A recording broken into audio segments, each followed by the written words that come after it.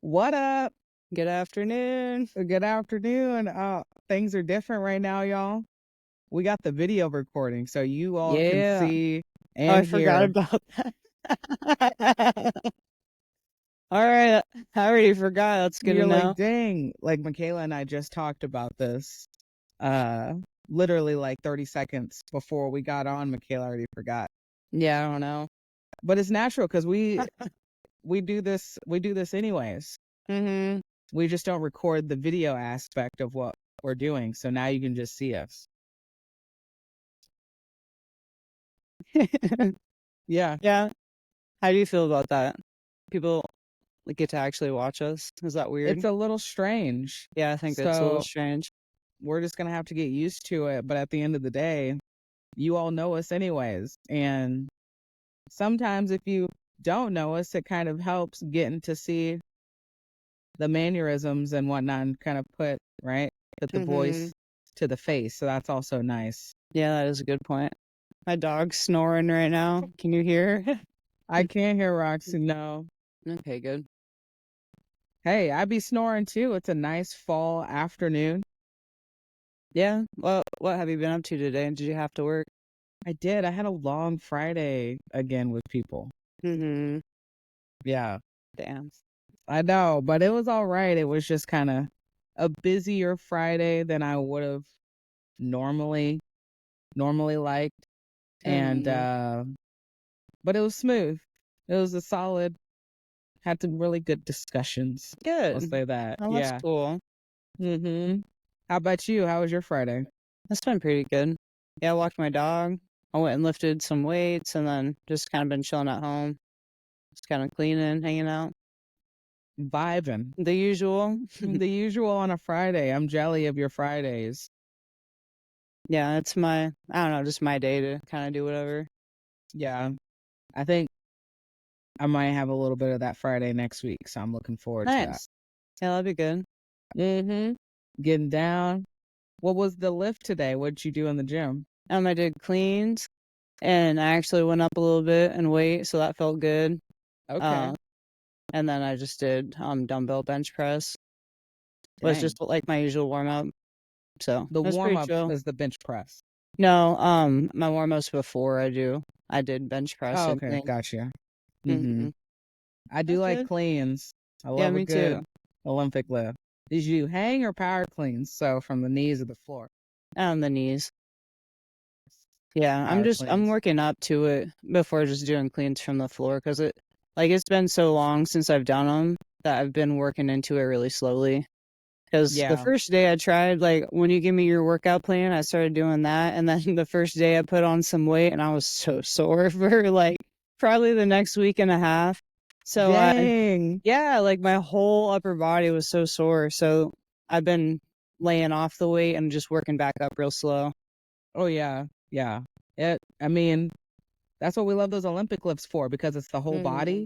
But that technique, it really does matter if you're not like acclimated to it, because the heavier you put the weight on, your body's pulling directions and shouldn't be pulling in that particular motion. So yeah, we don't want you sore for almost 2 weeks. Yeah.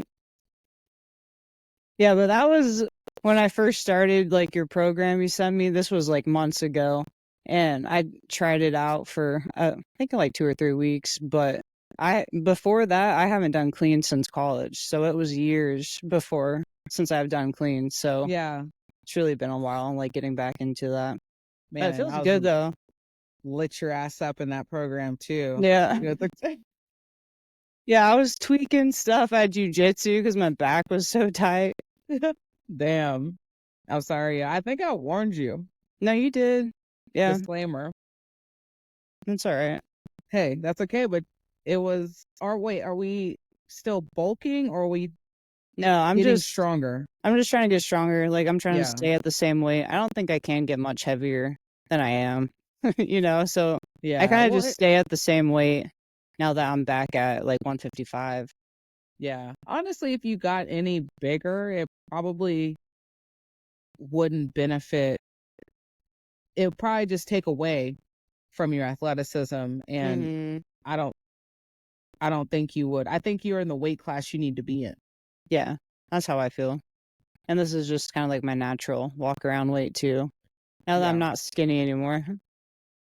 got a little size. Yeah. The wind blow you over. That's how I was Man. feeling. That should be having, man. I tell you what, when I was in that cut, like really for like that month before Vegas, and not just keeping shit clean, like in an actual cut, I was just mad, just irritable, because I was just like, man, like I feel kind of weak, but you're just like light. It's like if somebody came and pushed on me real, like I'd stumble versus holding my ground a little bit, and that shit is annoying to think about. Yeah, you can feel the difference too. Like, and especially in jiu-jitsu, like you can feel when you're 10 pounds lighter versus 10 pounds heavier. It's noticeable. Yeah, very noticeable. But I love being bigger now. Or like my normal size, I'm like, oh, I feel good again. Like I don't know, it just feels good. Hydrated, pumped up, inflated.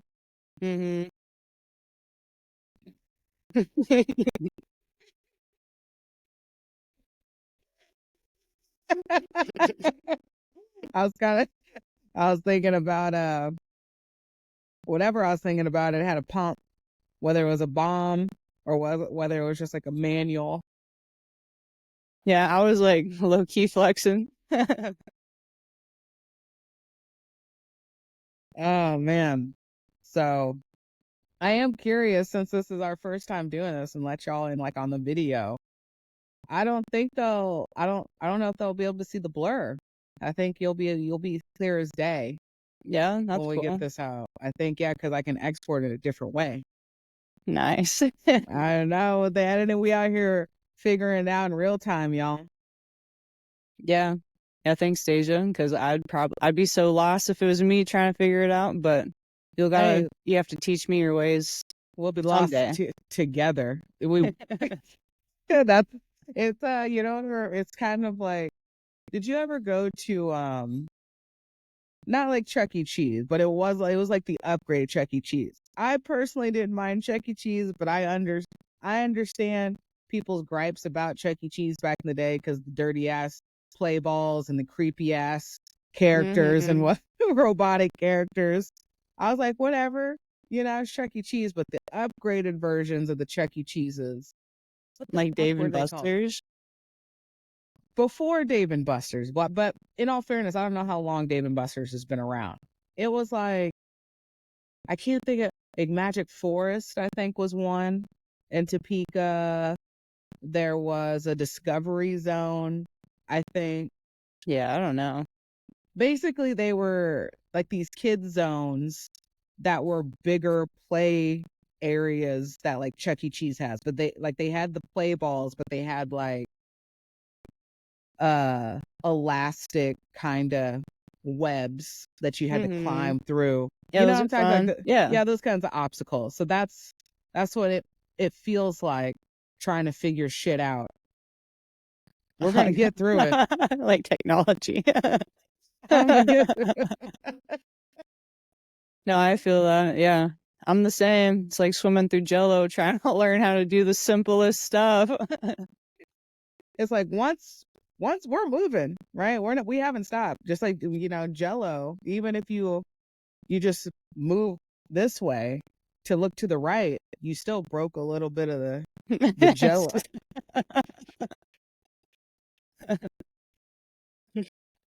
So hey, it is what it is. So I I am curious, just about, outside of this Friday, because we're recording this and then obviously y'all get it the next week, but how has your overall week been going in comparison to the last time that we met? Because last time shit was popping off. Yeah, no, I feel like way better this week than I did last week. Just like everything's kind of back to normal. I don't know, everything's back to normal. Like I'm just going to jiu-jitsu, I'm home. I'm painting, I hang out with my dog. Yeah. Yeah, well, I'm here for that. I'm happy for that. You know, Thanks. I'm really happy to hear that for you. And I'm laughing because I be doing the same stuff. Yeah.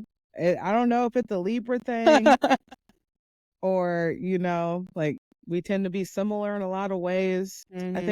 I think our Myers-Briggs was also like similar, maybe. The letters. Yeah, the ENFJ. Yeah, I think I'm INFP, I think. None of them were the same. Yeah.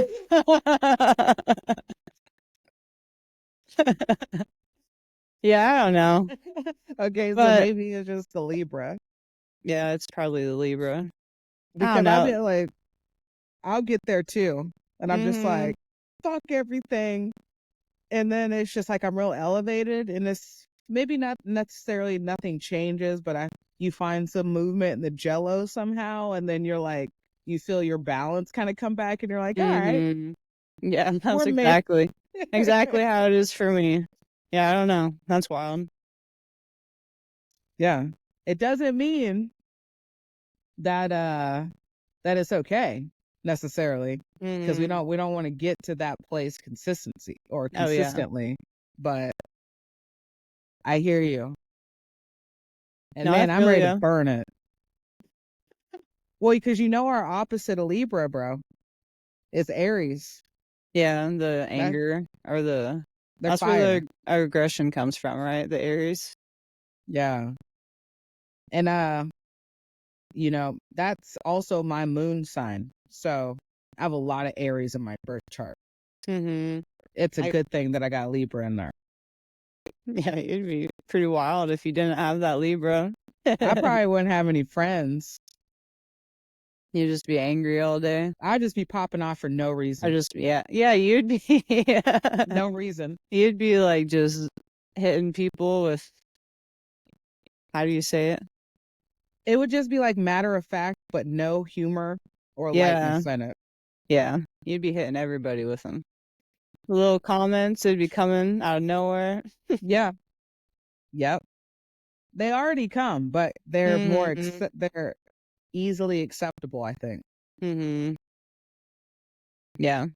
Yeah, we don't need you angry. No. We're on the other side. No, but that's what it is.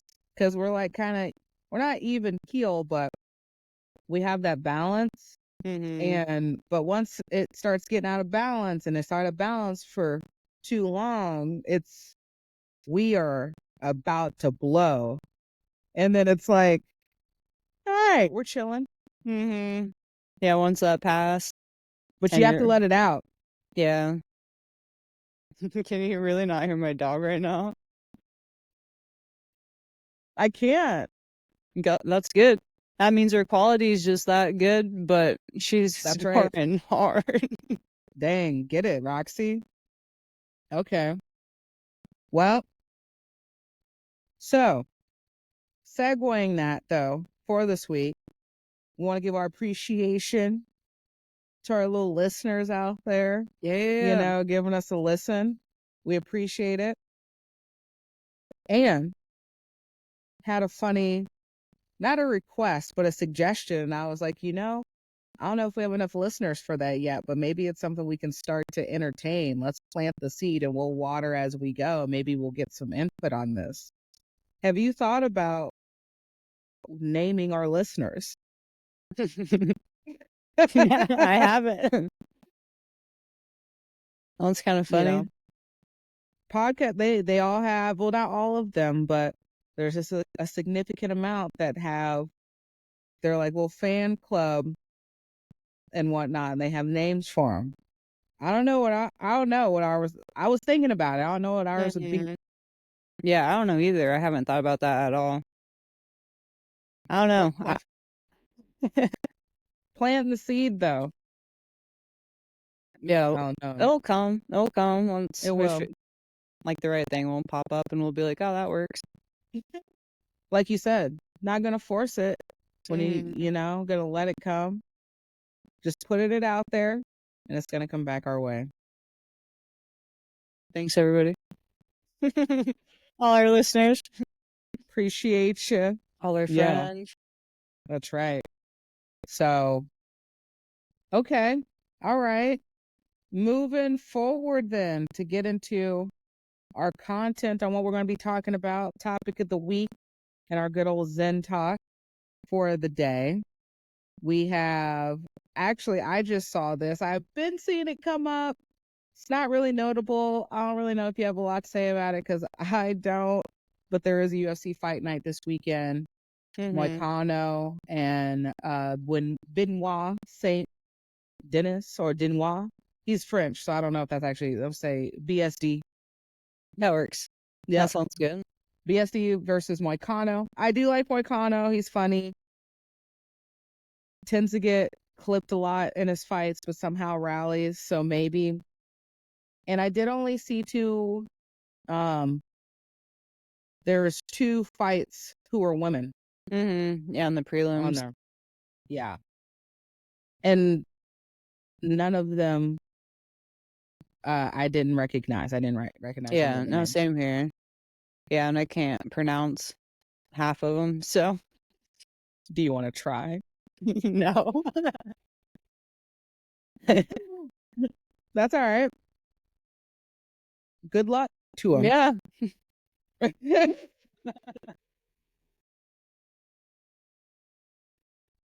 Oh, yeah. I didn't watch any fights last weekend. I want to say more of the fight talk last weekend. Was this last weekend? Was boxing? The Anthony Joshua fight got knocked out. Was that last weekend? I don't know. I'm not sure. I didn't watch anything last weekend either. But was it the fight to win last weekend? The fight to win was last weekend. That did happen. And as we said, we didn't compete. So yeah, let's talk about that. Because our peeps did really well. Yeah. One, just getting out there, showing up and doing their thing. And the event was a full card. I don't know how many. I think there was 45 matches total. Wow. Yeah, there's a shit ton. Yeah. Yeah, our guys did good. We had, was there 3 out of 4 won, right? Yes. I had to think. I was Yeah. Did Roxy wake up now? Did you see her? No, I thought I heard her.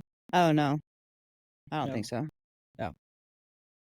Yeah, 3 out of the 4. Yeah, I was trying to think of who all competed. We had there's Chris, Andrew, Sam, and Julian. Yep, that was it. Yeah. Yeah, everybody did good though. And then Sam had a surprise match, like a second 2 match. seconds. Yeah. Hey, 2 seconds. By the way, can you do this? I don't know if I would have been able to. I mean, he said he already had a shot of whiskey in him, and he was like, "Let's go." Liquid courage. Liquid courage. So that's kind of awesome. Well, and being able to get out there on the stage, it seemed like, at least production-wise, the clips and the things that I was seeing, quality production, angles were good. It looked like a decent turnout of people, spectators and whatnot who came out. And as I said, it seemed like that, yeah, there were some really exciting matches that they were able to put together, and people just came out, showed out, did their thing. Yeah, no, it was pretty cool. Yeah. Did you see the email or a post that went out in regard to maybe future thoughts about fight to win? No, I didn't get that. Well, the peeps that run Fight to Win, they came out, made a posting, and was like they're going to be focusing on themselves. They're going, the last 5 years, Fight to Win has really obviously exploded. And at the same time, long story short, basically just kind of took on a little too much while losing self. And so kind of like taking ownership and accountability for a lot of past stuff that was negative and didn't let the sport or the production progress in a positive way, and then other things along those lines outside of that for for those people, while also saying like the idea, and then like the poor organization that kind of went in to fight to win, and then laid out, okay, this is kind of maybe the hope moving forward for 2025 and 2026, which would be putting fights together and having that maybe solidify 2 weeks before, and then editing or doing whatever the week or the week before, and then everything being fine, obviously finalize and confirm for the week of, and then maybe in 2026 like moving that back even further with things confirmed a month before. Yeah. Well, that's good. That's Yeah. cool. Yeah. Like take some ownership, Yeah. Yeah, no, for sure. Like, I don't know. It'd be more respect towards your fighters too. Like the people that are given their time to compete, like, yeah. it's just, I know like some of these people probably got families and kids and work, so it'd be nice to know ahead of time.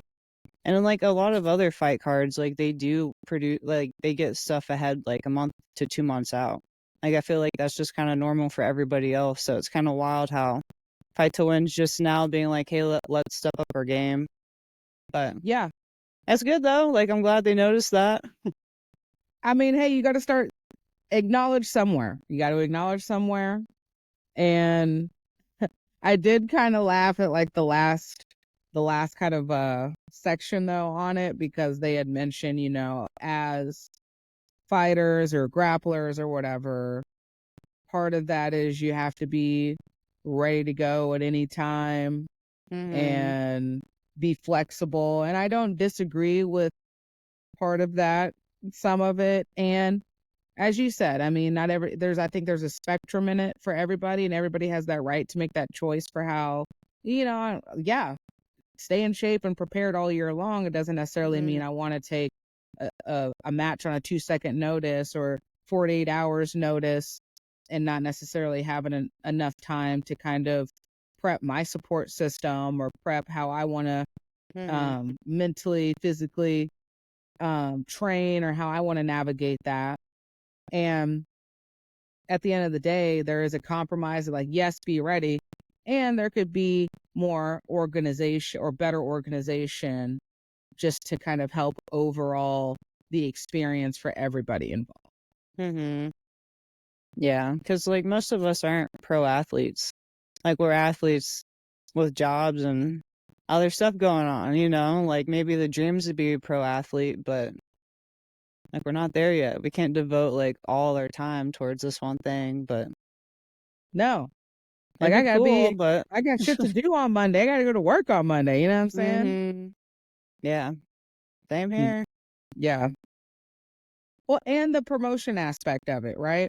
If I Yeah, have that my too. support system coming in and friends, other people, maybe, other people maybe want to see me. I don't know. Who knows? Maybe somebody sees my name and I don't know, and they're a fan. I want to go see Deja. I want to go see Michaela. I'm like, sweet. But you don't even give me the opportunity to promote myself in a timely manner to maybe ensure that I could, that not only increase the, attendance of your event, but also promote yourself just by having more people there. Yeah, they'd only be helping themselves if they gave us like a month out, because then people would be able to get the word out to their family and friends and just like their community. So I don't know. You're Exactly. right. Yeah. I don't know. Hopefully the next Kansas City one's like a cool event, or like more organized, I guess. Yeah. And I think that was the one and only time that they've tried, or they not tried, but they've done it in Kansas City. I'm not sure if they've tried to do it there prior to that. Yeah, I thought that was the first time, but I don't know. That's cool though. Like I hope more stuff comes through Kansas City. Me too. And I think, and it's going to. It's just natural. I think that you just see the increase of events, bigger names coming through Kansas City, more people moving, right? Kansas City metro area outside of that. You also have close association with KU and that, and the, more students, coming here. And so I just think it's natural that you're going to, like, places are going to want to go to where they think that there's going to be an attraction to their event and, trying to get the most attendance as they can. And I think Kansas City and the Kansas City metro area and the surrounding kind of places around are just becoming a little more popular, or at least talked about. I won't say popularized, but talked about, to where they're willing to be like, yeah, we could definitely have an event in Kansas City. Oh, there's already been a big name there. Oh, we've already held this particular event there and it did really well. Let's try it again, or already put it on the books for the following year. So yeah, because we had USC come here, right? This year. Yep. I forgot who that was. Was it Brandon Moreno headline that? Maybe not. I'm it was. Sure. Yeah. I think it was. Yeah. That'd be awesome if like that like kept happening, like stuff like that. UFC cards, that'd be sweet to go watch. Yeah, it's going to. See, I thought about this. I've never been to a UFC event. I've been to, obviously, like MMA local events, and I don't know how I would feel about being, I don't know, that energy just might be different, and just like a lot more, like, it's already like you see there's a little more aggressive energy at just those kind of events anyway. I mean, it's not just fighting. I would say the same thing watching football. I mean, sports in general, right? People get a little more amped up, and certain sports bring out a little more of that aggression, hyphy energy to people. And the bigger the crowd, the more energy you have with that. So I'd say the same thing about going to the Kansas City Chiefs game. Like, I'd maybe rather watch it at home, just because, one, that I get zoom ins, I get the instant replay and all of that. And I don't have to deal with crazy ass people maybe. Yeah. Who are wilding out, drinking, thinking they're part of the team. So I don't know how I would feel about going to a UFC event. That's big. I'd want to see it just to experience it, but it's like, I don't know, the fans, they might take me out of that enjoyment. Yeah. I don't know. I like that energy, like that kind of crazy. It was like, yeah, I want to feel that. I think it's fun. I'll have to take you to just like a smaller fight card in KC, like not like a big one, but like bigger than the local stuff. Because I think it's exciting, just like a bunch of fighters and people that love MMA when they're all together. That energy is kind of fun. I would be down for that. Like I said, I was down, like, definitely, yes. And had we not been dicking around with this fight to win kind of stuff and the back and forth, obviously we were set to kind of check out Invicta. That was going to be that Friday or last Friday, I guess. Yeah, Invicta's cool, but I've been to, like, I think it was the Fight Alliance Championship, one of their cards, and Kansas City. Those are fun. Like, that was pretty big. Like, there's a lot of fans there. It was a lot of fun. Yeah, I want to take you to one of those if you haven't been. No, I haven't. I'd love to go. Don't they have a well, maybe it's the Fight Club. I was like, because I feel like I've competed against a couple Fight Alliance people in IBJJF. Yeah, I don't maybe know. not. I don't know. Maybe their name is just sticking out to me. I don't know. I don't know if that's the same gym or whatever. I don't know, but yeah, there's a lot of MMA coming up, so we could, like, in October, I think there's a few cards we could try to go check out. Yeah, you mentioned a lot of stuff coming up this fall. Fall's a great time. Fall's the best season, as we said. Asterisk or / Libra season. Because, I mean, not going to hate on the other seasons. The Libra is the best within the fall season here. So what other local events? Because you're talking about local MMA, and so, but mentioning, let's see, Blue Corner, they've already started releasing stuff for that. You got any more? What is that? October 19th? Yeah, Blue Corner, they're having a Jiu-Jitsu event October 19th, but I think they already have like another boxing event like after that. So they're really? kind of staying on top of stuff. And then, like I said, FAC, they're having one October 12th, and I'm pretty sure it's at the Cable Dahmer Arena. And then Shamrock's having one October 5th. That's like another fight card in KC, but I'd say they're a little smaller than FAC. And then we got IBJJF in KC October 26th. I keep forgetting about that one. Yeah, I know, me too. Like, I wish I didn't work on the weekends because I'd probably do that if I didn't. And then Synergy is having a card November 2nd. And then we got Subspectrum November 9th. But the Lawrence Fight Club, they're putting a card together in January. Oh, sweet. So, oh, is that the one you said you were going to try to? Yeah. Yeah, I just got to get into the gym and start training MMA because I haven't been.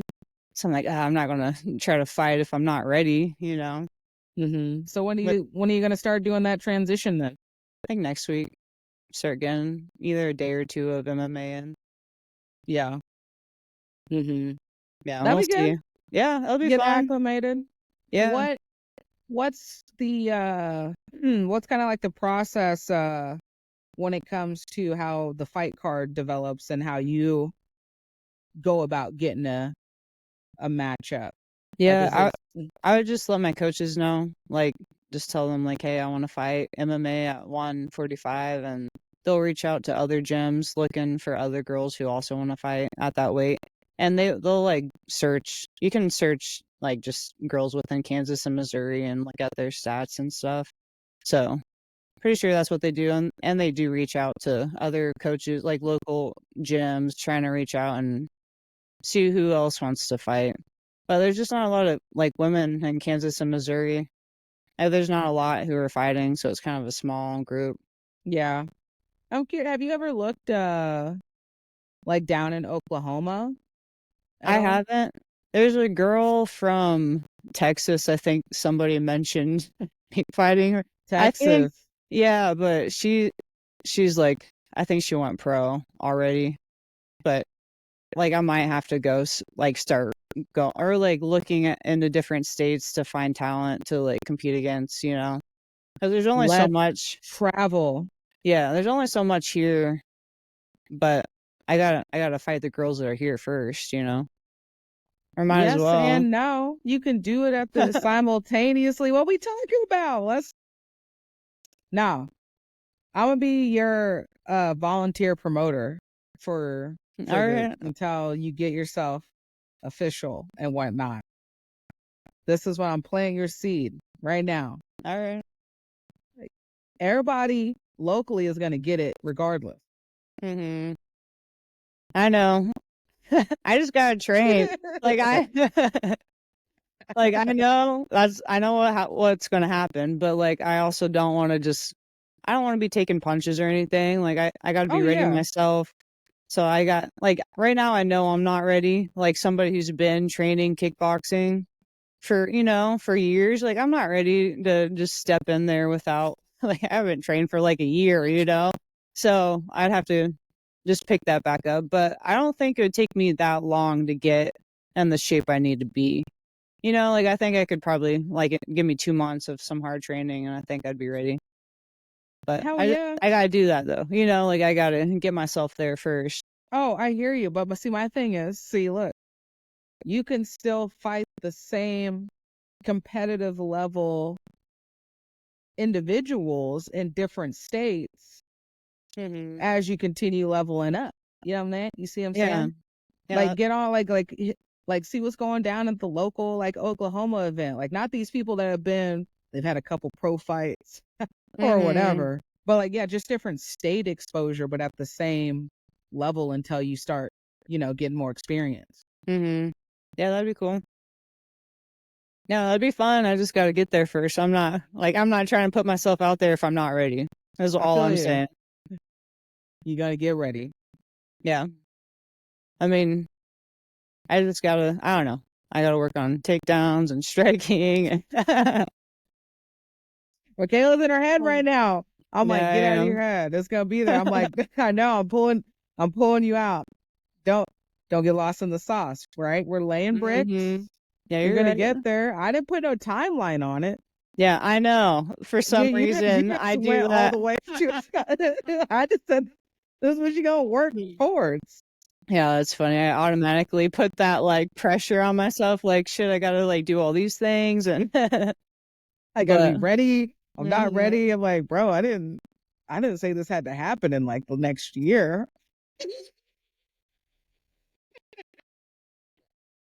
Yeah. All right. But January is Yeah. the targeted date. Mhm. Okay, cool. And then, but you also said, are you gonna try to, you're still looking at pans. Mhm. Yeah, I'm What going to Pan. about Blue Corner and Subspectrum? Because Um. Subspectrum is the weekend after pans, right? Yeah, it's the weekend after. And then Blue Corner is October 19th. So, like, I could possibly reach out and see if they need anybody or if they could find me someone. I don't know if it's too late because we're almost like 2 to 3 weeks out, I think. But That's faster than Fight Twin. you're right. I'm just saying. Yeah. I am getting tattooed 3 days before. So Oh, that's right. that's another thing where I'm like, probably not. But if they needed somebody, though, I'd step up and I'd just try to move my tattoo appointment. Yeah. What are you getting? I don't know yet. Either another Oh, you flower. don't know? No, I'm trying to figure it out. I think because I'm trying to, I want to fill up my arm with flowers or be it kind of like a floral sleeve. But I also kind of want to get a scorpion and like I think a rose together because I mean I didn't want a scorpion tattoo until we went to Vegas last year and we went scorpion hunting in my grandma's backyard and it was awesome. Oh, nice.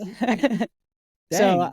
yeah, after that, I was like, oh, that'd be kind of cool to have a little scorpion tattoo. And then my grandma's favorite flower is a rose, a yellow rose. So I'm kind of thinking, what if I can combine those two together? Isn't that your middle name too? It is my middle name, and Dang. I do have a little rose for my middle name though. So it's like this would be like a Oh, separate okay. rose, kind of dedicated for my grandma. Oh, Yeah. I don't know. I want to get tats that kind of remind me of people, like I want there to be meaning within them or just like symbolism within stuff I get. I love it. I'm here for it. I love your relationship with your grandma, cause same. My Yeah. grandma. Like this. That'd be that because this has been like a decade plus. Actually, no, it's a lie. It's been like 15 years of me thinking about a tattoo. And then I told you I solidified if I got a tattoo, what I would get, and it would be dedicated to my grandma. Yeah, it's cute. Yeah, the two I would entertain would be my grandma's quote that she said to me, and Zoe. Yeah. So, no, I feel that. Yeah, when I want to get a tattoo of my dog eventually, Yeah. but it's going to be huge. Like a back tat, just No, Roxy's face. no, like a leg tat. I want to have Roxy fighting a tiger on my Damn, leg. you thought about this. What Yeah. is like what goes in what was the thought that went into wanting to see her fight a tiger? I I don't know. For a while, I wanted a tiger tattoo, but never got one. And then I kind of want a Roxy tattoo because I love Roxy. And I think her pattern's really cool. And I think that with with a tiger pattern right next to it, I think it'd be like just a cool design. I don't know. Hell And yeah. my leg's big. So like I would have tons of That's space, true. like a big tattoo for my leg. Yeah. Damn. I'm here for it. Yeah. But it's going to be expensive. So like I'm not getting it soon. No. Maybe See, years I down the thought road. about that. I thought about this and I was like, this is why I need to be like out here continuing to try to play the lottery and win. Cause I if I'm getting a tattoo, like I want to get like some like I'm talking some like world renowned artist or something. I want a bougie ass fucking tattoo is what I'm saying. Yeah. I mean, as long as it looks good and it lasts and the quality's good. Yeah. Yeah, our guy in town's pretty good. Oh yeah, I remember you. Like, do you and Jeff get the same person? You use the same person. Mm-hmm. Yeah, his name's Jake. He owns Blackchapel Tattoo downtown. Y'all's are pretty sweet. Yeah. Mm-hmm. Yeah. Now on video now. That's right. Show up for the people. Yeah. Yeah. Are you gonna get your tat soon? Your grandma's saying? Oh, I'll be like, it's that like it's just the commitment for me. I'm like, because I'll get there and then I'd be thinking, same way you just be thinking, like, oh my gosh, what if I wake up tomorrow and then I'm like, what did I do? And then it's like, it's permanent. Or what if I do it and then I don't like it? Can't just magic eraser it. Yeah, I feel you. But Yeah. also, it's just a tattoo. You can always get it covered That's whatever. what people with tattoos always say. It's just a tattoo. Yeah, like you get used to it, and it's just a part of your skin. Like after so much time, like if they do mess up or something at first, like you're going to be pissed for like a while, but eventually it just kind of transitions and like it's your normal skin. Dang. I'm gonna have to think about it long and hard because I know my quote. I know it's good. It's for grandma, but I don't know. I think there for a while I thought I had what kind of style I would do, but it's not in the brain at the moment. But I would have to solidify the style, and then, like I said, the artist. I would have to like I need to see years of work and what it looked like years later, if it's possible. Yeah. Yeah, and you can do that. Like artists, like usually their profile pages have like all that information there, so you're able to check it out. Oh, and here's the other big thing. Like, what if I'm like a little weakling? Like, I don't know if I can sit there through that pain. You know what I mean? Like, what if they like they like hit me with a line? I'm like, oh, and then I mess them up because I'm sitting here being some type of way and I just can't handle it. I'm like, I'm cool. I don't think you'd wimp out to tattoo pain. I don't know. You think you would? Maybe. I don't. I've never felt it before. Yeah, but something about like needle just penetrating your skin over and over again sounds very painful. Yeah, I guess, but I think it's better than getting a shot. Like shot needles freak me out more than getting tattooed. Like tattooing does. I watch doesn't those really go bother in. me. Oh, like I can't watch that. I don't want to see that. I'll be watching them. They're like, they do the little. And I'm like, I just look at them. No, I'm like, I look away. Damn. I don't know, maybe and see, my thing is, I was like, I'm not gonna start small either because if it's for my grandma, it's not gonna be this huge thing, but it'd be like I'd have to start like medium size wise. Yeah. It's coming sooner rather than later. If I'm like, I'm like 70% there. That's close. Yeah, that's good. Maybe. How old are you turning this month? 37 or 36? 36 in October. Yeah, that's right. I know. I bet I'll be on the other side. Yeah. I bet you get it in the next year or two. I mean, maybe. Honestly, I was kind of thinking about when I had this thought today of like my 36th birthday coming up. And for a brief moment, I was like, damn, did I just like go through like a mini cognitive like midlife crisis for a second? I was calling it a third life crisis earlier this week. I was like, I really did. I sat there, I was doing something. I think I was on the computer looking up something. And we're about to be in October, so I just naturally, I thought about both of us.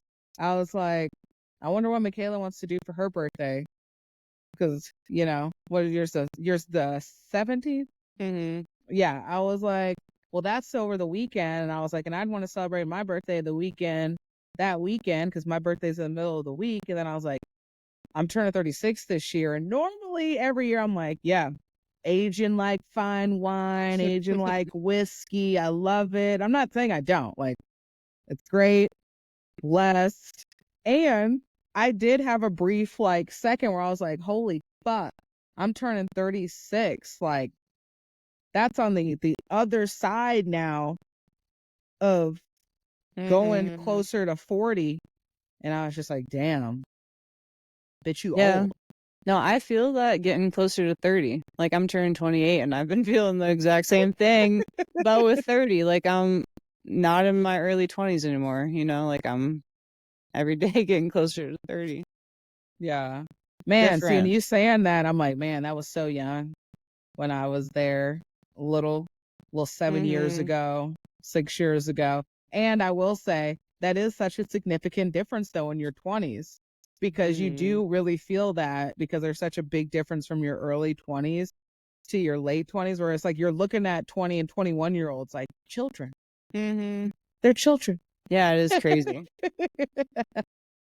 Yeah, college kids look like, I don't know, 16-year-olds. Like I can't tell the difference anymore between like college age kids and high schoolers. No, I It's tell you what, wild. some crazy shit. I think it's was it the Hawk? I think, or the no, Bullwinkles. I think it's Bullwinkles, because I pass it every time I'm driving back home. And today, because I think they have they have uh or block party on Mass Street tonight. I Oh, do know really? that's happening. They got Shabuzi coming out, free event. Nice. And I think there's like a family event or something, like family day or whatever is going on this weekend. But then they also have the KU game at Arrowhead this weekend. So you have a lot of traffic, a lot of people in town. And so I'm coming home. This is about 2 o'clock, and Bullwinkles, and not a single file line. You know how people like they do it? It's like crowd lines. There's a crowd line wrapped around, like going down the street. Yeah, that's wild. At I'm like like, 2 it's 2 o'clock? o'clock. Yes, it's 2 o'clock Yeah. in the afternoon. Again, I get it. Like, I did my thing when I was out here in these streets. And I was just like, damn, but they all look, like, yeah, they're of age. Not all of them, Yeah, not probably. all of them. But regardless, they all look just like they're children. Yeah, were they with their parents? Was it like mom and dad's weekend or something? There were some parents in the line. Yeah. Just reliving. And it's that always time of the weird year. too. It is like when you see some of the parents, like, let me talk shit for a second. Like, so when Oh, you yeah. when you see some of the parents in these crowds, it's like, bro, you didn't have to hit the nostalgia that hard this weekend. Like I've seen like during like mom's weekend, and no, it's not mom, it's dads too, it's all the parents, like that I've seen. There's those groups or a few that just hit it way too hard and it's way too early, and they're gone. When they're walking, it's like, Oh, yeah. clothes looking all disheveled. Like they look like they've been sweating like all day. And I'm like, somebody get Pam a water bottle right now. Yeah. It does not look like she is crossing that street with any kind of confidence. And I'm like, you know what? We need to go ahead and get Roger up out of here, because he needs to go home so he can go ahead and sleep in, because y'all probably got golf tomorrow. Y'all out here playing too much. Yeah. I think it's funny how they look like their kids, like the frat mom and dads. Oh my God, yes. Like they dress like their frat sons and their sorority daughters. Like they all just look the same. It's fucking crazy. Yeah. It's I like, don't do know. y'all, and I'm questioning, right? So when you see that, you're like, did you just dress this way for the weekend? Or is it's just how you dress? I think it's a lifestyle. Damn. Like honestly, I think it's just like the frat lifestyle, you know? Like Damn. they all just look the same. Like everybody's trendy and dresses the same and walks around in their packs, and I think it runs in families too. Like you see moms and dads who were like, frat people, and then their kids grow up and they're frat people, and Trickle down. it's just a cycle.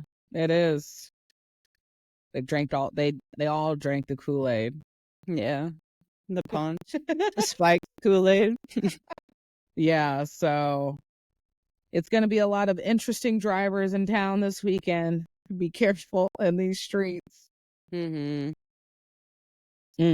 But yeah. I hate the traffic. Me too. So I know come back around, yeah. So age-wise, I did, yeah, a little mini midlife crisis. But I think we're here. We'll see how this turns out the closer we get. And I'ma sit in it. Mm-hmm. I know, me too.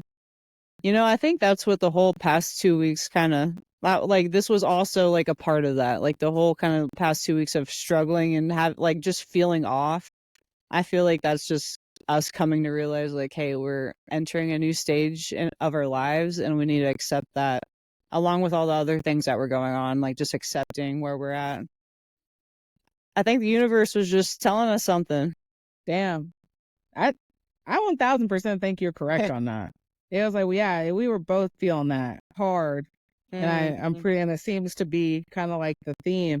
Honestly, maybe that was part of, as you know, making this, maybe that's part of what Dr. E was trying to tell me a couple weeks ago or last week when I got my shit read, when she was talking about letting go of like attachments, and like maybe that's my letting go of like the attachment of like transitioning into a new space, because it's not necessarily the chronological age as much as it is like where you're at in that space and time, in that chronological age. Like it's not you about to turn 20, like 28, everybody has this revelation, but it is kind of like where you're at in your life right now. That's all kind of associated to just, career, personally, all that stuff, as it also kind of aligns with where you're at 28. Because this also could look this way for, for people at 31, 32 years old. Yeah, and that's a whatnot, good right? point. Yeah. So I definitely think the universe is pushing us and propelling us and allowing us space to acclimate to this transition. And because there's no necessarily an arrival to it, because it's because you're still moving into the next transition, even though it's kind of slow and it's subtle and it might be not as noticeable. But I do think it's forever kind of evolving, like we've talked about. Yeah. And I don't know, maybe some shit happened last night. Remember I told you last night we were sitting, I can't explain it. I cannot explain it, but there was some weird ass energy that I was feeling. And I did at first, I was like, I don't think it's positive, but when I said it was negative, I don't think it was negative either. I think it was just a weird shift in noticeable changed energy, but I couldn't explain it. But I felt some shit. And I still don't know how to articulate it, but this might be a part of it. Yeah. What did you feel? It was like, at first I was just feeling a little overstimulated. Well, there was a ton of people there last night. Yeah. And I was just, and then like the music was going, which is not something that we haven't experienced before. Like, so it wasn't like a new kind of energy, but it was a new energy for that particular week, because it had been a little more subtle this week. I think that not a lot, people doing stuff, not as many people coming in. So that definitely was part of the case. And it was just like, once the overwhelmed and overstimulated feeling kind of went down, I was like, okay, the music's going on, Matt's talking, teaching, I'm trying to pay attention, and there's like a lot of people, and then like some, maybe not new people, but other people that I'm not really familiar with, so I'm picking up on there, just kind of like new energy. Once I got settled into that, though, it was an odd transitional energy. That's really what I can articulate. It was a noticeable, like, when you just like, no, okay, so stay with me for a second. Okay, I'm listening. Because I'm gonna be talking a roundabout way, but not being specific but you'll get what I'm saying. Mm-hmm. And other people will pick it up too. I'm just not going to be specific for reasons, as you will pick up on. Mm-hmm. So it's kind of like when you're experiencing organic consciousness, when you're in that space. Now I'm seeing some other shit and feeling some other shit maybe that I wouldn't be feeling if I was in a normal state of Mm-hmm. consciousness. You feel you with me? Mm-hmm. I'm following. And so when you feel a particular kind of energy when you're in that state, it's hard to explain. So like you're more intuitive to energy. Yeah, I get what you're saying. Mm-hmm. And that's what it felt like. Mm-hmm. It just felt like I was more intuitive to energy where I was on the outside looking in, but apart. Yeah. You know, like that specifically. Yeah.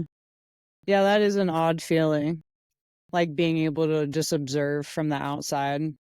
Yeah. The outside in. That is weird doing that. Or getting caught in the moment or recognizing the moment while it's happening. Yeah. Maybe, yeah.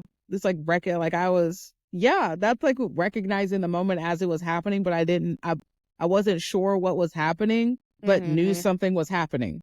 Yeah. That's weird. So I don't know. So we've been talking a lot about, and there has been a lot of shit going on cosmically and in the universe, and I'm just picking up what you're putting down. I think you're picking up what I'm putting down, and both of us individually and together are going through a very interesting, uncertain, exciting movement and jello kind of time. Yeah. And we're riding those waves. Yeah, we are. Those jello waves. Jello waves. Hey, as long as it's not fruit jello, we don't be hitting like little bits of pear or whatever. We can just glide through. just glide on through. We'll just be gelling our way to the finish line, wherever that is. Yeah. Okay. Yeah, that's where I was at. I know we kind of like deviated, but Yeah, I know. we came right back to it. Okay. So, anything else on local stuff? Just coming back to Blue Corner, Subspectrum, Invicta, FAC. Share more of any of that? No, Okay. I do need to check out Invicta. I forgot they might have another card coming up. I'll look into that and we'll know next week. I'll make a note. All right. All right, cool. Well, moving on then to I'm curious what you thought about this. I don't know if you saw it, and I saw it recently, and I was like, I have seen discussions of this. And I feel like it's like an American thing that we talk about it, but it's just kind of funny. So I forgot. I think it was a Reddit post I saw. They were talking about a belt system, like Brazil's doing a no gi belt system. It's the same system as gi, but like when they're competing in no gi, I don't know why they're like wearing belts and no gi. I don't see the point of that unless you're like using the belt, but then it wouldn't be no gi. Yeah. While I have heard discussions about what does it matter a belt ranking in no-gi, because we've seen blue belts take out black belts and like all of that. And I'm curious like what you kind of think about the overall belt system, and do you think that there should be a separate one for no-gi or what? I think it should be like gi, but maybe don't put a time limit on it. Like, like maybe don't, because like blue belt's a certain amount of years. Usually you hit a certain amount of years and you should be at a certain stage, but maybe like just don't use that for no-gi and be like, hey, if a new wrestler is rolling like a purple belt, I don't know, but then again, I don't know if that's fair. I guess somebody's been training for like years to have somebody walk in and they're just automatically jump levels. So I don't know if that's fair either. Yeah, I don't think there's right because that you get into it's a complicated thing. I don't think there's a right or wrong. There's going to be differing opinions about it, and I think valid rationale for it all. My opinion about it is I agree with you on that end, right? It's difficult when you think about, and not just in gi or no gi, it's grappling experience. So yes, it definitely is. There's going to be an equalizer to a point if you have a lot more grappling experience than I do, but I'm a higher rank and have more experience in the gi than you do. So there's there's that natural equalizer where there's not that in no gi. So somebody coming in with extensive grappling experience, and then, it'd be like, for example, like we joke, it'd be like Khabib not having any kind of gi experience, but we're going off of a gi belt system. And so it's like, okay, well, I guess I'm going to do a no gi competition as a white belt or a blue belt. You'd be freaking crazy, right? Yeah. I mean, even people had arguments about Mighty Mouse, like competing as a brown belt last year in the gi, but it's like he didn't compete in the gi. He didn't, Yeah. that wasn't his specialization. So I don't think it was unfair of him to be competing as a brown belt last year. And then and obviously there wasn't a lot of time in between him being a brown and then now competing in black belt. So Yeah, I don't I know. don't It know. is complicated. Like, I don't know what the right, like, solution should be. I don't know. I just feel like it should match your skill. Like, but how do you rank that without competing? You know? Yeah. Well, and see, and that's where I kind of get a little lost in the practice and the principle of it, because I am such a traditionalist, which is why I tend to gravitate more and appreciate the gi more, because that's always going to be my first love and whatnot, because I just appreciate the foundation. And I think when it comes to the belt system of the gi, there's also like, because everybody has their own journey, right? Like somebody who might be a competitor, it might be a little slower in progression for them to be promoted, because versus maybe a hobbyist who's not competing, because they're just at two different levels, and so you're going to meet two different ranges or zones of blue belts and all, and up. So, and that's fair. And I would say if you remove uh I guess if you remove that and you more so focus on the principles and the foundation, if we go back to our good old bricks and tending to those, I do think that there should be some sort of belt system, not necessarily in hierarchy, but it is kind of saying this knowledge, you're not just doing it, but there's a level of teaching and give back to community, right? And that you put it, because that ultimately, when you become a black belt, you're a master, you're a professor. I'm not saying you could still be a shitty teacher, like we all have shitty teachers and shitty professors. However, there was still a certain level of criteria and education and classes, right, that they had to have, or tests or exams or something, to be able to have the kind of accolades or credentials that they have. And so I kind of look at that of like, just because you might be some beast athletic person, if you had this grappling, not even grappling experience, but like maybe you're just natural and you would beast, you coming in as a white belt, but you're just athletic and you can just tear up a purple belt, brown belt even, or whatever, with no issues. You just need to learn a few things. Just because you can beat a higher up, I don't think you should be promoted to that, because can you teach it? Do you know how to break it down? Do you have an understanding of concepts? What does that look like when a white belt is troubleshooting and necessarily? So I think sometimes like those get flooded with people when we talk about no gi belt systems versus gi. But like I said, it's a fair argument, because like I said, you want it to be fair in competition.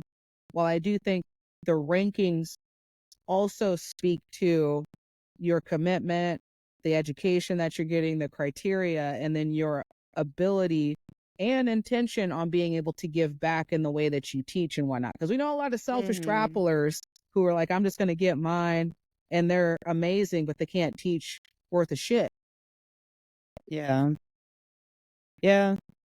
Yeah, I get what you're saying. But yeah, I don't know how would you rank Nogi then? Just based off of skills, right? And based off of knowledge. Or like, should there be certain tests for each belt? You know, like, I don't know. Because that's how like Taekwondo is, right? Taekwondo and karate, they have to do like a certain test just to show that they know certain movements and stuff.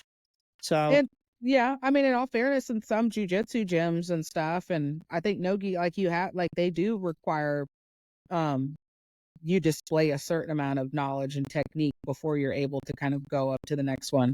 But like I said, that's why there's no right or wrong answer because it's all complicated. I think, like I said, it's like if this person has the experience and it's not going to help them going up against somebody who they're just going to smash.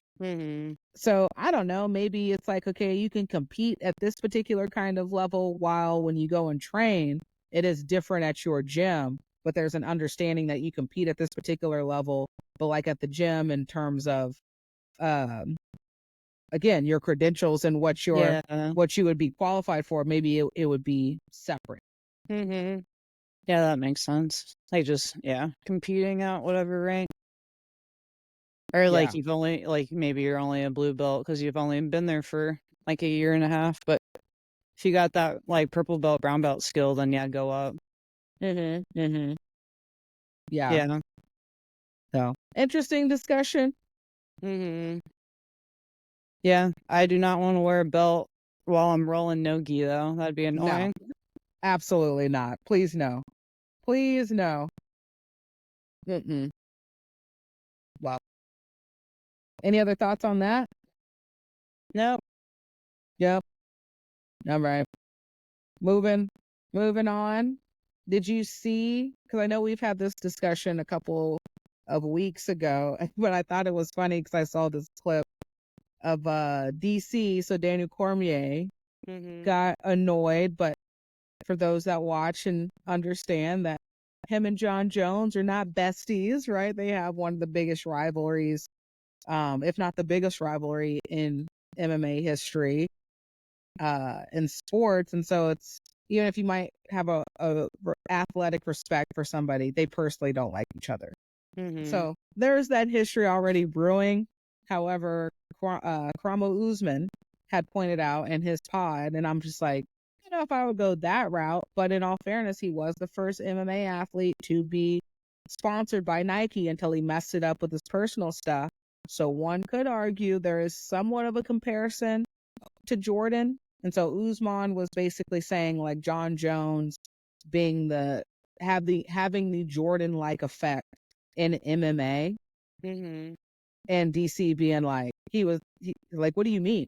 Like, no, like we can't even have that discussion because of the alleged and maybe to be true. Obviously, we know the scandals of the PED usage. And so it's like, can you put Jon Jones in that kind of conversation of a GOAT, given his PED allegations and confirmation on sus stuff? Yeah, I wish he was like a better person and a better like dedicated athlete, because he would have been awesome if he would have stayed clean and actually like took everything serious. But then again, like he is who he is because he's wild. So like, I don't know. Yeah, I don't know. I mean, when you're kind of talking more about potential, while I'm also, and he personally sucks, but I'm also like, given his accolades and what he's done in the sport, if we remove the personal aspect of it and what his potential could have been for what he's done, given the PED asterisk, would you put him in the conversation as a GOAT or Jordan-like influence in MMA as Usman was trying to put him in? Were you Like, were you a kid when he was big?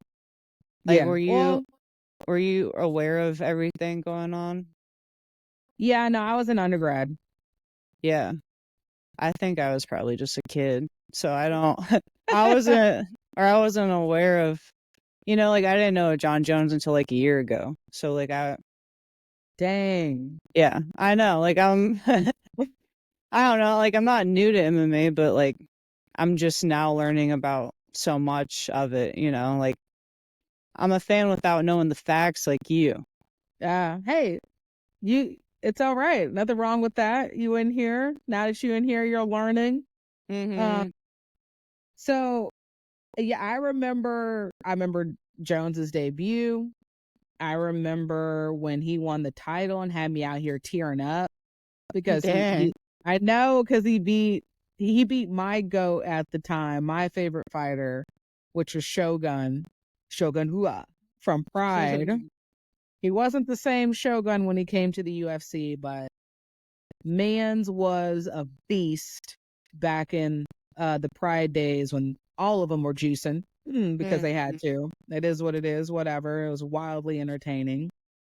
And I remember right before that title fight, Jones was undefeated and he had that controversial loss because he got DQ'd because he did the 12-6 elbow, which I Mm-hmm. still don't think should have been considered a loss.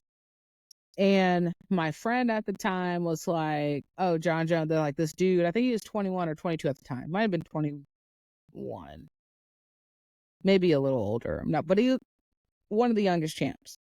And my friend was like, "Oh yeah, Jon Jones is gonna be one of the greatest of all time. Like, this guy is different." I'm like, "He ain't gonna be my dude Shogun. He ain't met nobody like Shogun."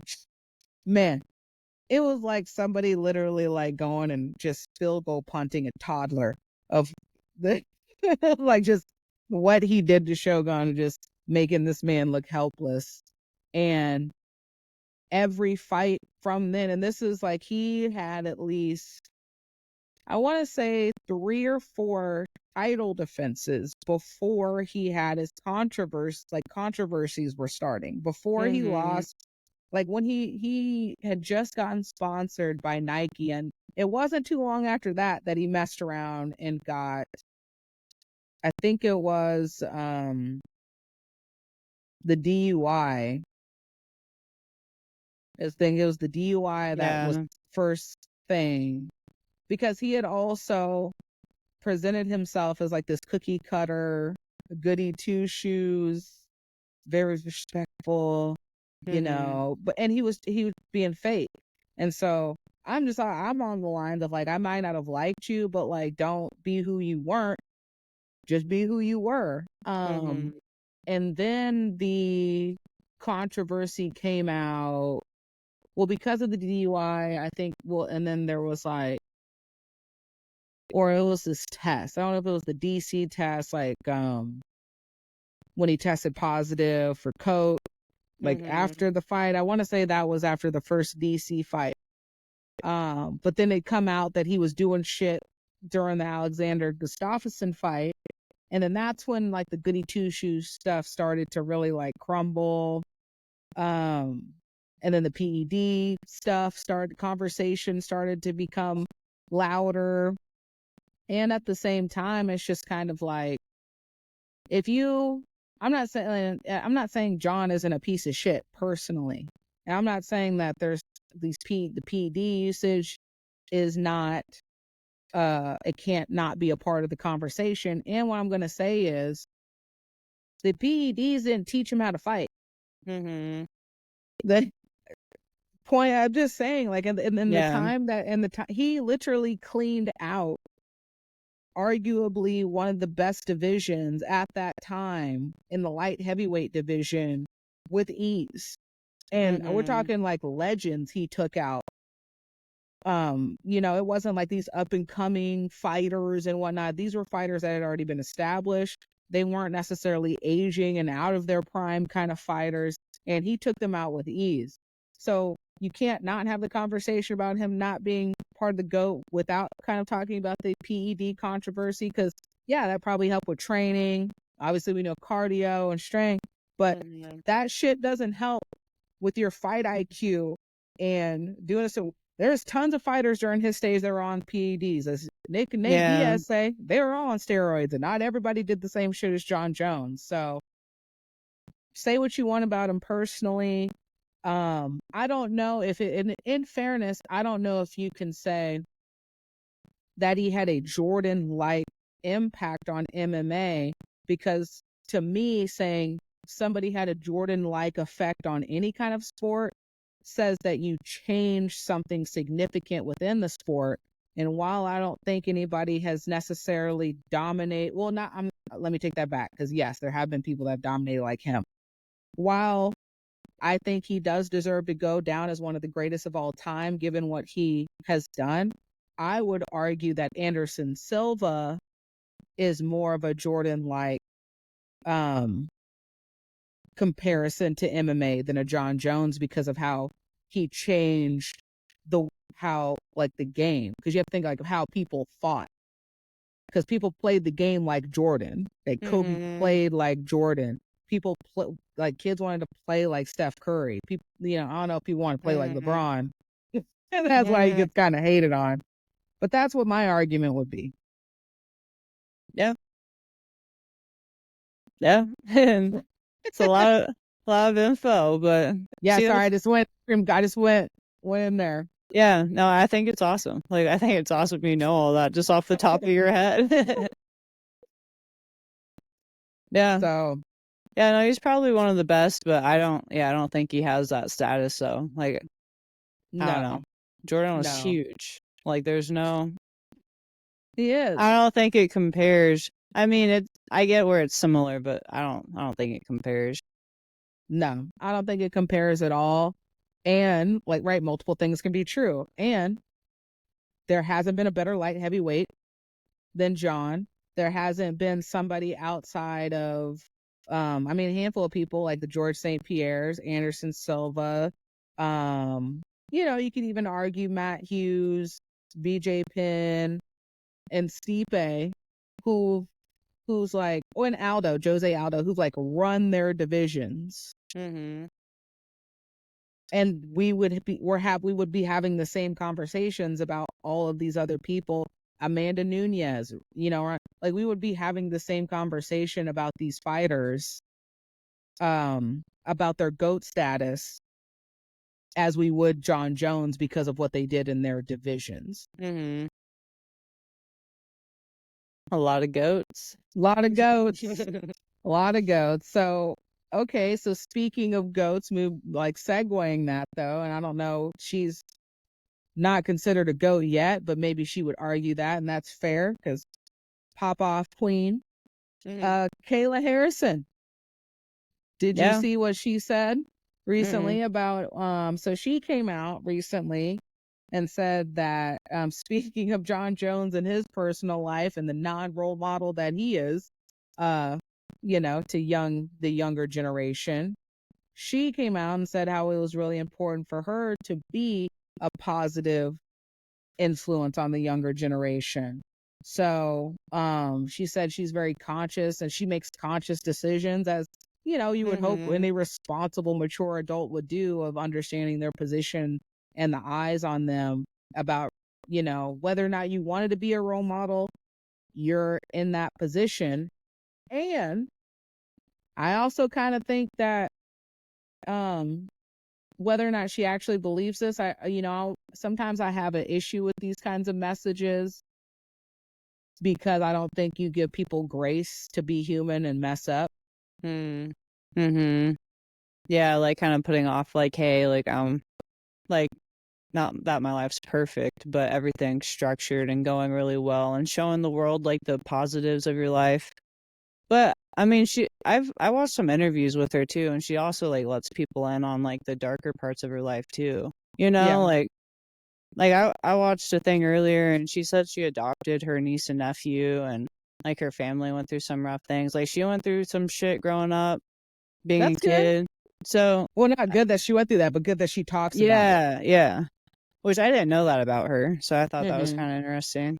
Yeah. And I think I want to hear like more of that, I guess. Not that, obviously those are probably like dark times and whatnot. It's like, So when I read articles or I hear, and they, of course, people take sound bites or they take little snippets, and it's also like I wish they would also include, not condoning mistakes, but accepting growth and giving people the space for change behavior while also keeping those accountable. Like I said, like Jon Jones, he's shown us who he was multiple times. Like, while I do think that when I look at people like, and is it fair, right? Like I said, whether it's fair or unfair, there's still eyes on them. And part of what makes them them is, like I said, Jon being wild, and not the younger generation following his personal life. If anything, I think he showed the younger fighters and stuff what not to do, you know. Yeah. Right. But what I will say, like those Jordan-esque, if you will say that, who changed the game, I would say that Conor McGregor is definitely one of those people, one of those fighters, regardless of his fighting accolades, who changed the game of like how you promote yourself. I mean, even, yeah, like, so there's fighters that want to mimic him and their fighting style. And he started out being an inspiration to the younger gen. Obviously, he inspired a whole country and fighters, and up and coming fighters here. And now we're just like, look at what money did to this dude. Yeah. And whatnot. So he's not inspiring shit right now. But like, I'm sure he started out like a Kayla Harrison. And I don't know what kind of shit you can't not get into when you all of a sudden come upon $100 million. Yeah. Yeah. I don't know. Well, like I don't know a whole lot about her, so we'll see like how she, like the personality she gives off like down the road, or just like who she is down the road, I guess. Cuz she is new to the UFC, so I don't think there's been as much, or like I feel like there's going to be more promotion for her in the future than what there has been. Yeah. So, but I don't know. I don't know, her being like a 2-time, was she a gold medal, like judo? Did she get silver or gold? Twice. Double gold. Yeah, like I think like just her story, like growing up and starting judo at an early age and then going and getting gold medals and then transitioning to MMA. Like it's a fun story to follow. And it is like inspirational. Like the people who've been following her from the beginning, it's probably cool watching that. Yeah. Yeah. So I'm here for it, Yeah. Let's go. I'd be, I'm excited to see where she continues going with all of that. And, I think that kind of goes in again, a great segue into the topic of the week in terms of, just idolizing, or, like you can be inspired by people, but not necessarily. Like, I think when the veil comes off of like, oh, I didn't know Jon Jones was like that, or I didn't know a Conor McGregor was doing this. And then some people kind of fall trapped to, oh, this is what I have to do to have their kind of success, right, in a negative kind of way. And then some people, right, they put these people or certain celebrities or whoever on a certain kind of pedestal. And then when you find out they're not who you thought they were, then your entire world is kind of crushed.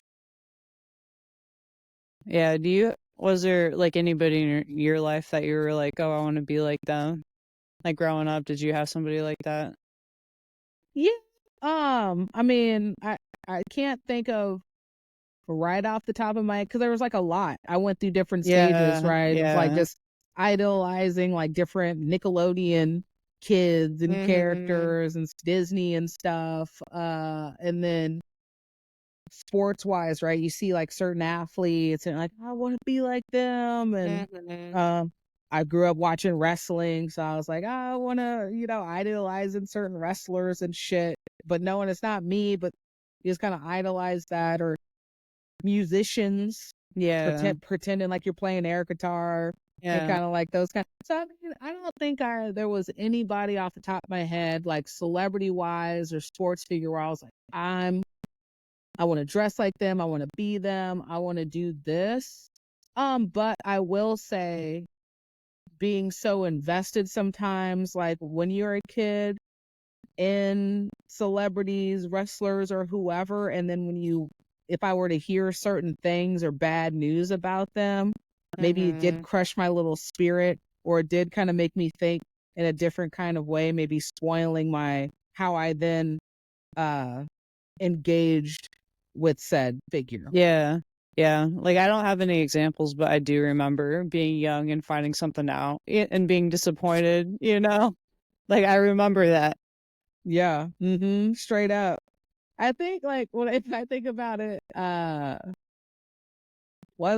may have been off the top of my head, it's like one of the Spice Girls, you know? Like maybe I found out like Sporty Spice wasn't really a soccer player and I was like, the fuck?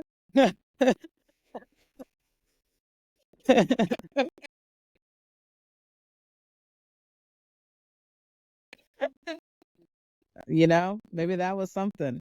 Yeah. Yeah, I think like I had a similar like childhood where like there were certain things I liked, or I kind of went through different phases, but I don't think I really had like one person that I was like, oh, this is the best person ever, or this is who I want to be like, you know? Honestly, I mean, because we were talking about him and comparing, I mean, I guess I could say, and he was just like a huge star and stuff. Well, I made two of them because I grew up with him. Is one like Michael Jordan, so like Space Jam, and then like being little, and like my dad, like they were always watching the games and stuff. So grew up on Michael. I was watching him in real time, like not like in the middle of his career and at the tail end of his career. And then Space Jam, he was on all the commercials and stuff. So then when like certain reports or things were coming out that didn't shine him in the best light, or that he was an asshole and those kinds of things, it was kind of like a little bit of a spirit killer, because it was like, what? Like, he's just everywhere. He was on the dream team, and he was in space. He was so, like warm, and like those kinds of things. And then I would say a big one for me, and like I was of age at this time, maybe I think I was in the double digits, like at least 10, maybe, or 9. But when all the stuff started coming out, and the scandals about Michael Jackson, that was a really big one for me, because it was like he's coming off of like the Free Willy fame. Oh, dang. That song, you remember that song? Dun, dun, dun, dun. Dang, I can see that. I can see the scene right now. The whale's gone. Okay, let me bring it back. But like Michael Jackson, he was on top of the world. He had these music videos that were like movies. Like I said, I grew up listening. I was listening to Little Michael during like the Jackson 5. My grandparents, like old school Michael, watching the Jackson 5-hour VH1 movies and stuff. And then like that scandal came out, and like as a kid, not really understanding a lot, but kind of understanding. But again, it like diminished kind of that light a little bit, because like I idealizing somebody like that to that extent. It's like, oh, this person isn't who he's portrayed to be, but not even understanding, because it's like there's not a Michael Jackson performer and a Michael Jackson person. They're one and the same to you when you're younger. Yeah, you just made me remember. Like I used to be a Swiftie. And her transition from like country music to pop music, that threw me off. I was like, this isn't who she is, you know? You're Pitchfork. Did just like this. Yeah. You. Yeah. That would have been a hard. I mean, I was even confused by that one. I was like, was she a country artist? Yeah, Shake It Off. That was a song. I was like, what is this? Like, this isn't Taylor. Dang. I will remember though forever. Hey, and with Kanye, Beyonce had one of the best videos of all time. Yeah, I was a Swiftie when that happened. I was like, oh, I hate Kanye. But now I listen to Kanye all the time. Hey, all I'm saying is we've had an interesting, the reason this topic of the week came up in light of like what we were talking about with Kayla, because joke's still here, but also somewhat joke aside, all the Diddy shit and crazy shit that's been coming out, and all the, and idealizing and people not being who you thought they were. This is why we're talking about this. But so with that given, I'm gonna say Kanye may have been right Just saying. Yeah. Yeah, go back and listen to some music, and like you hear little bits and pieces like here and then it's like, ah. Yeah. Yeah. So for what we know, like Kanye was just repping in real time at that point. So when you were like, and you're like, you Kanye, when he was like Beyonce, one of the best videos, he was on some truth stuff. Mm-hmm. You know, maybe he came out a little hot. Taylor was in her young country game. Yeah. But Kanye was right. Mm-hmm. Yeah, no, we're gonna find out a bunch of like a lot of weird stuff probably in the next like month or two about all that. It's already weird when you throw out 1,000+ bottles of baby oil and lubricants that have been found. Ha, take that. So, but segueing to our topic of the week, 'cause I think this is a good segue. And like we said, all things Diddy, but not necessarily all things Diddy, but inspiration, as we were talking about idealizing people. They're not being who you thought they would be.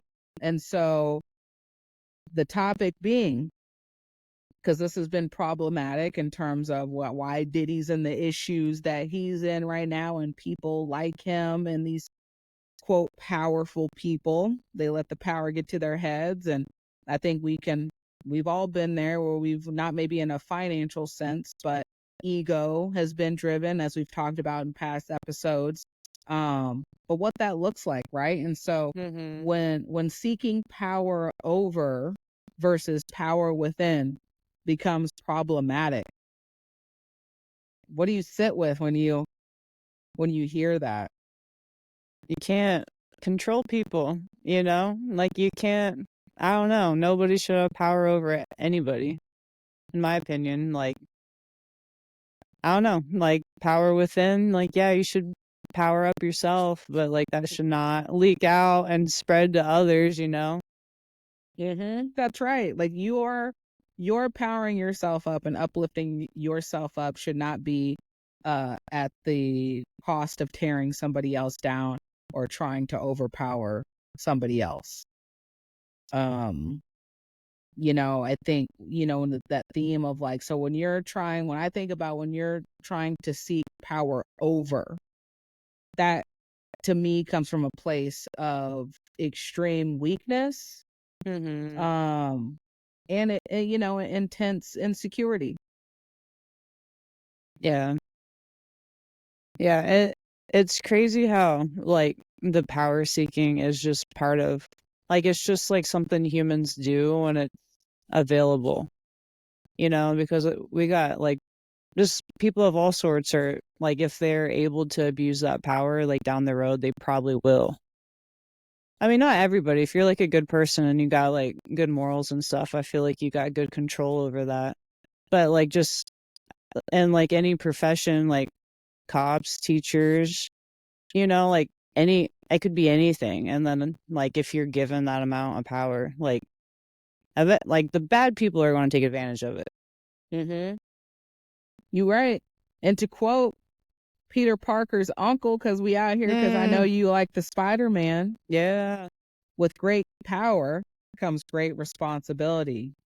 And it's because it's everywhere. And I think I was actually just listening to this in the book I have so many books I'm trying to finish, wrap up listening to, hard copies, a little bit at the time. So I'm still listening to The Courage to Be Disliked.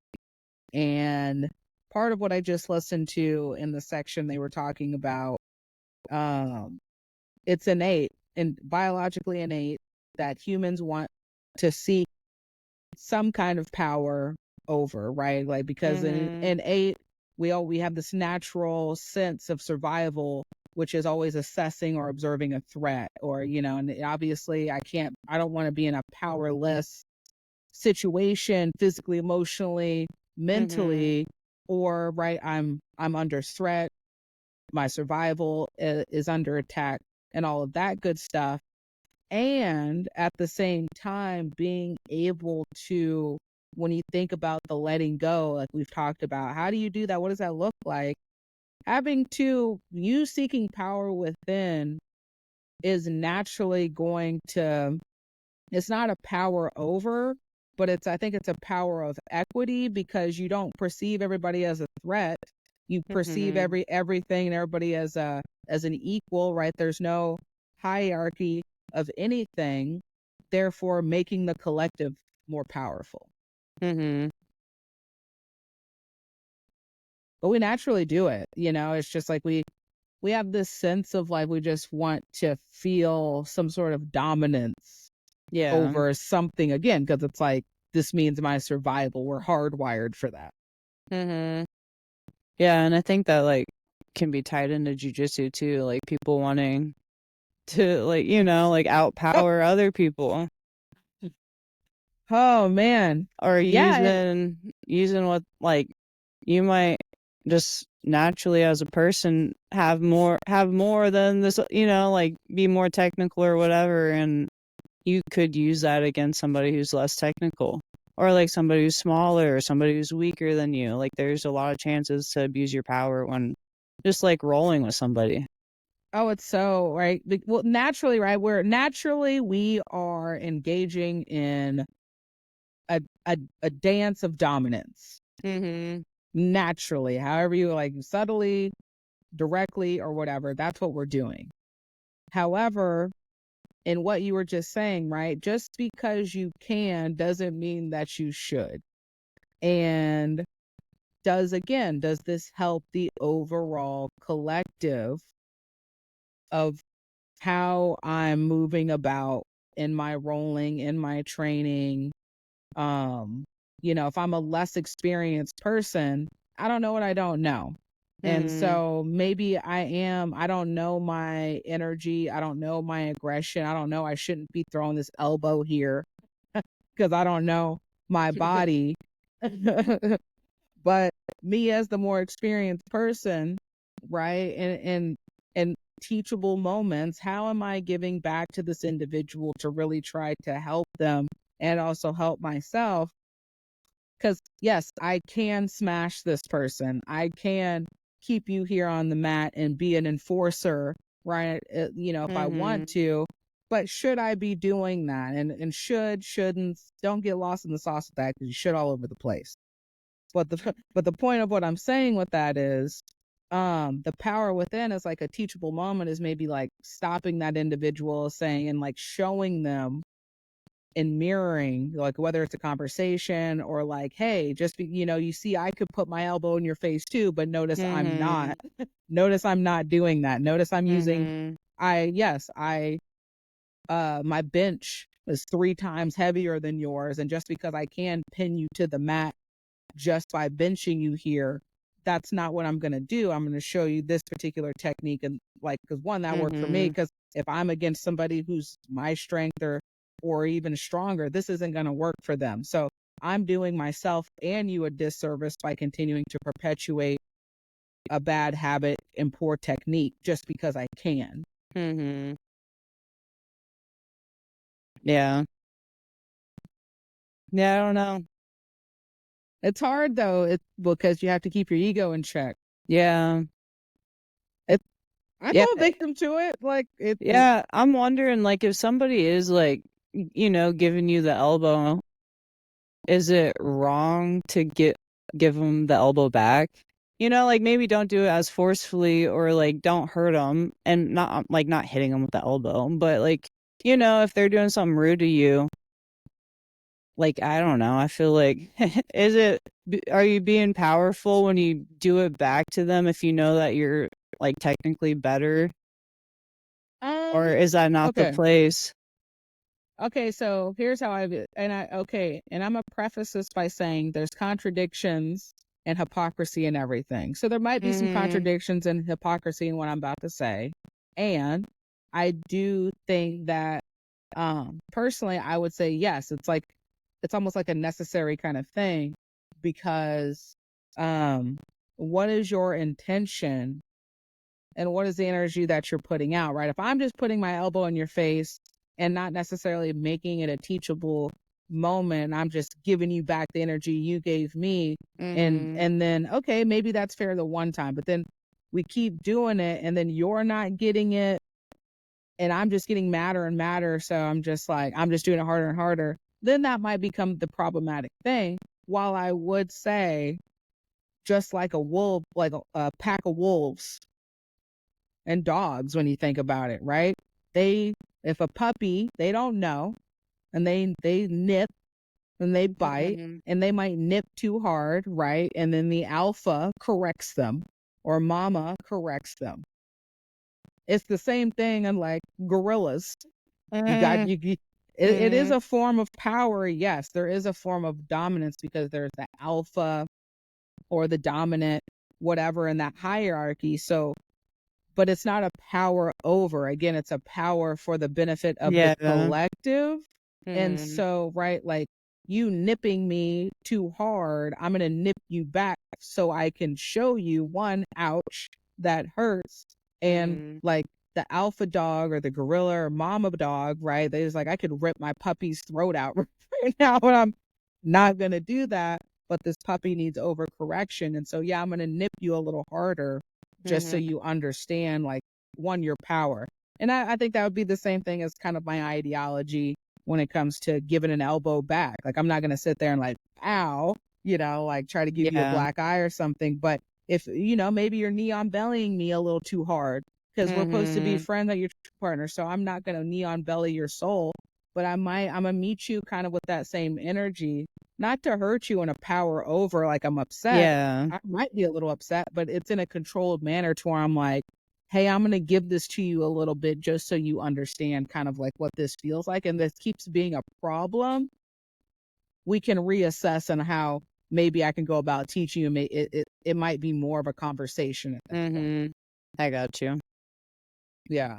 So I think if you're going to meet me with that energy, I'm going to meet you back with it.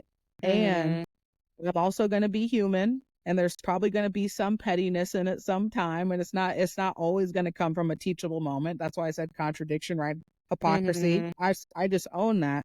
And I will say I do try to be mindful about stuff like that when it comes to people just trying to give people the grace of like, you just don't know sometimes. And sometimes people just show up more aggressive and they don't even know they're showing up that aggressive until you give them back that energy and they're like, oh shit. So they'll naturally kind of slow down, and there's not even anything that you need to address or have a conversation about because, okay, we get it now. Or I'm not going to roll with you because at that point, I'm just going to give it back to you. And now we're just not going to get anything out of this. Yeah. Yeah. I don't know. I don't know. I felt some aggressive energy this week, Yeah. And it's just like Same. learning how to navigate it. Like I don't want to crush somebody, like I don't want to hurt somebody or hurt or crush somebody's ego. But like, then again, if you're giving me a certain amount of energy and I give it back, like that's how it is. Hey, you got to crush some egos sometimes because you let your ego drive. You let your ego lead. So if you're going to let your ego lead, this is what's going to happen. And I think the power within also comes with, right? Just because I know I can doesn't mean I should, is me knowing that I can. That gives you more power. I think it's like true. It's like I know I can do this to you, but I have more confidence and I'm humble about it. Like, right, it's usually like it's usually the loudest dog in the pack is the one that's the most insecure. Yeah.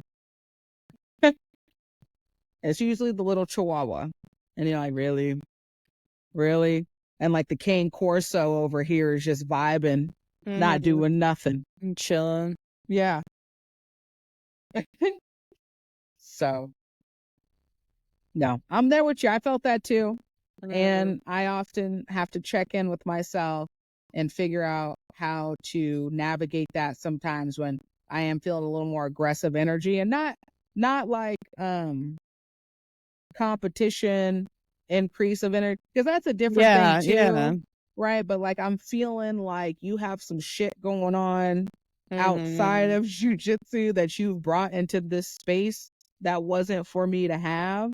And you're also not getting better with your technique because it's also position before submission. Yeah, do you think people know though that when they're doing that? Because I also wonder if like people like aren't aware that they're like taking out their aggression at jujitsu practice.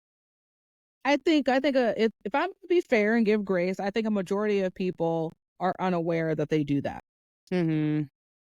Yeah, I wonder if they do notice like when people turn it up on them too. Like I wonder if they do notice that energy. You know, if that's something that other people pick up on. Or I don't know, because me and you can both pick up on energy pretty well. So I just wonder what it's like for like other people, if they also can read that, or if they're just unaware and think, "Oh, we're rolling harder today than usual."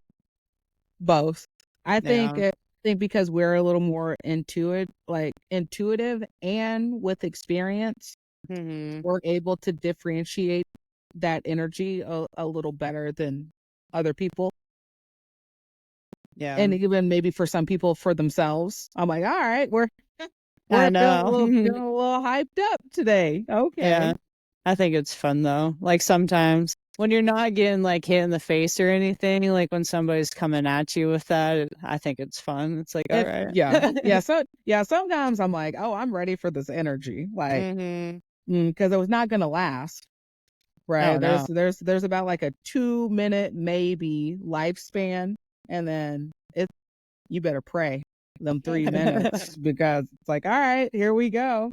Um, but yeah, I think it's a lot of just people not knowing, a lot of people just being unaware, but I think it's also on a lot of people and our individual continued responsibility to be fucking self-aware of what you Hmm. have going on, because it's not an excuse, it's an explanation.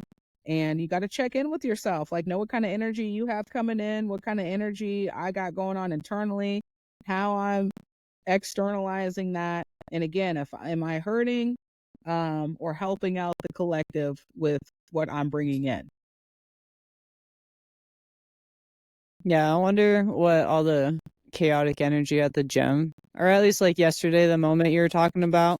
Like, I wonder if, I don't know, I wonder what all that was. If everybody was just kind of feeling a little aggressive, or, you know, maybe it's just like so many new people being there and like a certain intensity. Yeah, I don't know. Yeah, it's just very strange. I would be interested to seeing just kind of how that like moves forward. Mm-hmm. Um, and then go from there. Because the other major benefit of that, and like giving back to the community, when we were talking about the submission or position before submission, Mm-hmm. is because if you're being in that mind space of like, I can't lose or I have to win, right? And Right. that's how you're approaching your roles and everything. Now I'm diving for this armbar and I don't even know why I didn't get it. I just know I didn't get it because I didn't pull hard enough or I wasn't strong enough, or you Yeah. you slipped out. Well, why did I slip out? You know what I mean? Mm-hmm. Um, and then, or, I had this arm triangle and like, I'm just like squeezing their face, but I'm never getting the actual position I'm that I think I should be getting.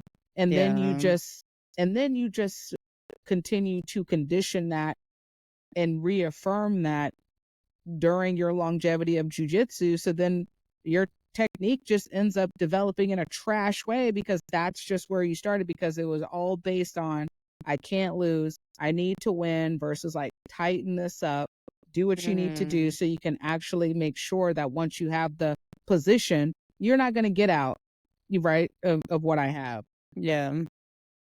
Yeah. Sharpening that technique and not muscling everything.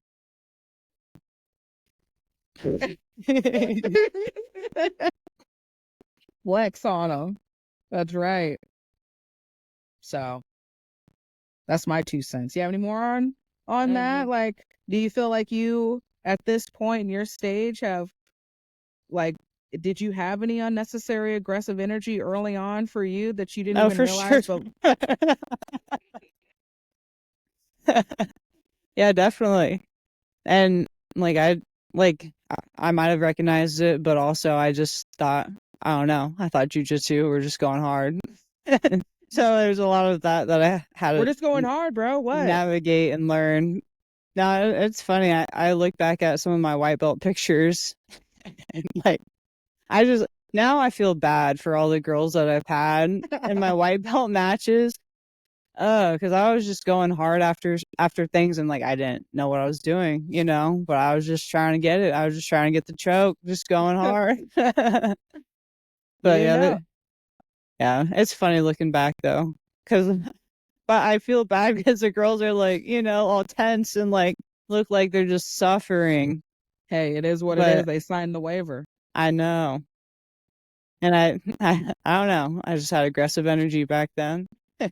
Like I feel like I still do, but it's way chill now. Or I don't know. I'm Yeah. more calm than I used to Yeah, you be. are. You are, for sure. Well, because you're thinking more. Hmm. Yeah. Yeah, that's true. Thinking more. I think, well, like I went through the same thing.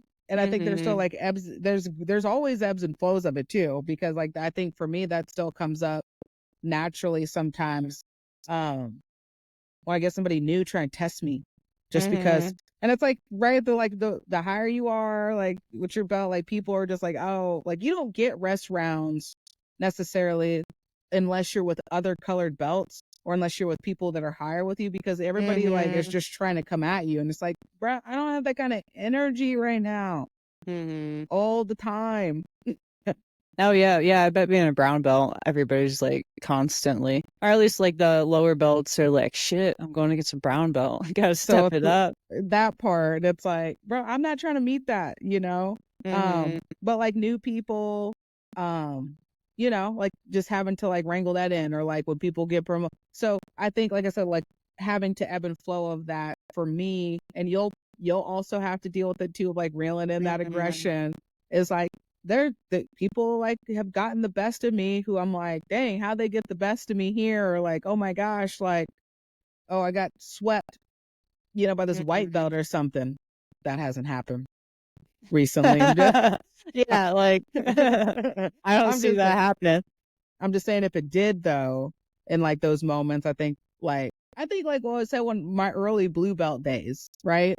Because then the white belts are like, oh hell yeah, I should be there. And then so you're kind of Hmm. getting beasted by some like white belts, because they're like meeting you with a whole different aggression. So then that natural early on white belt aggression that I had, now I had it at early blue belt. So I'm like, Hmm. I gotta prove something. Yeah. No, I feel that. I get that. Mm-hmm.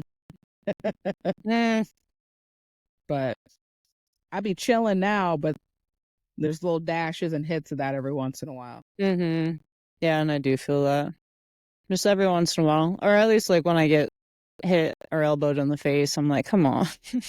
That's like the instant aggression after that. It's like, all right, we're not I don't Same, I don't like doing this. same. It's like, dang. I was like, now that the dot of Aries, the opposite is hit for this split Hmm. second. I think it's awesome though. Like I'm finally reaching that level where I can just be like turn it up, like I don't know. Like, I think it's pretty sweet because I remember, like, when you would do it to me, I'd be like, oh shit, like, Deja really, like, like you just like turn up your speed, turn up your strength and like technique and everything. And then it's like I'm on the bottom being squished. But it's just like Funny. fun once you start experiencing that yourself. Like, oh, Yeah. I'm kind of getting like the jujitsu powers. Yo, power It's aw- within. it's awesome. That's your power Power, within. power within. Yeah, hell yeah. I'm glad you're at that stage. It is really fun. Yeah. Yeah, I've just noticed like I've been rolling with just like white belt guys that are bigger than me, but like I can control them and it's awesome. You know? Yeah. It's wild because that was not a thing. It's just like that's just something that started just Mm-hmm. like guys that are bigger than me. Like Yeah. that, I think You that's can what's wrangle that wild. energy because, right, Yeah. because your technique is getting a lot better. Yeah. I think that's crazy. But it's Hell yeah. awesome. We just keep leveling up and keep it going, bro. Yeah. Yeah, and that's the crazy thing. Like we're not stopping. Like No. just knowing where we'll be in a year from now or like 3 years from now. Like that's going to be a crazy difference. Like the things that we're going to experience and learn in 3 years, Mm-hmm. it's going to be wild compared to like where we're at now. Just keep moving forward, one Mm-hmm. step at a time. Yeah, you're right. I can't jump ahead. One day at a time. One day, just move in the jello, bro. Move in the jello. Yeah. Okay. So I think it's a good segue into to end this on our Zen talk Mm-hmm. on accepting powerlessness to become powerful. Is there any initial thoughts that you have? Because I have some initially, but I want to hear yours first. Like that just takes me back to rolling, like accepting, like, you know, like when you're new, like accepting, like, hey, I'm just gonna be smashed because I don't know what I'm doing. That part. And like not letting that freak you out, like being able to grow within that like mind space and not getting frustrated by it or like freaking out. 1,000%, 1,000,000% on that. I think that's one of those things that's really tough to kind of conceptualize early on when you start. I mean, I'd gotten that question a lot from you know, lower belt or new people just coming in is like, when does it like click? You know, when am I start getting better? Or just that natural frustration, like it's been 3 months and you're tired of getting smashed kind of stuff. And it's just like one of those things, like as soon as you accept you don't know shit. You're never going to beat this black belt, brown belt, purple belt that you're at this point in time right now. And just accept that you're learning and you're just going to get smashed for at least 6 months before you even figure out an appropriate and consistent frame. Mm-hmm. That's just what it is. Yeah. And that's how the whole journey is. that is the whole journey. You're always going to be like behind somebody. There's so many people out there that are ahead of the game, but I mean, but that's why it's your journey. That's why it's like it's your game, you know? I don't know, can't compare, but just knowing that that's out there, that there are black belts, I'll just smash you. Yeah. Hey, knowing that there's 15-year-olds that could get out there and get busy. Like, yeah, that's crazy. but when you accept that, it doesn't mean that. So I don't look at it as like you just accept like defeat or you accept this like it's small kind of like situation, but just accept what it is that you can do and what you're learning to do in that growth, whatever that spectrum is, and also sharpening your strengths, right? Of like we've talked about before, you and I are not the same build. We're not going to do things the same way. Like I have shorter legs than you, and that's okay, but I'm going to be able to like use them in a different way than you are. And so like understanding is like, okay, I'm not going to outlink Michaela. That's if you want to define that as power, like a some sort of hierarchy of power because your legs are longer than me, fine, we'll play with it, right? But like me accepting that I'm never going to be your height, I'm never going to have your length and whatnot, and that's okay because I have these other things. Yeah, controlling only what you can control. That's right. That's right. And the powerlessness and understanding, the more I know, the more I don't know. Yeah, that is a wild thing. Like discovering that. And that's about, I mean, and you can apply that to everything. Like you only know so much. And I don't know, there's people that study certain things and they know way beyond like your capability at the moment.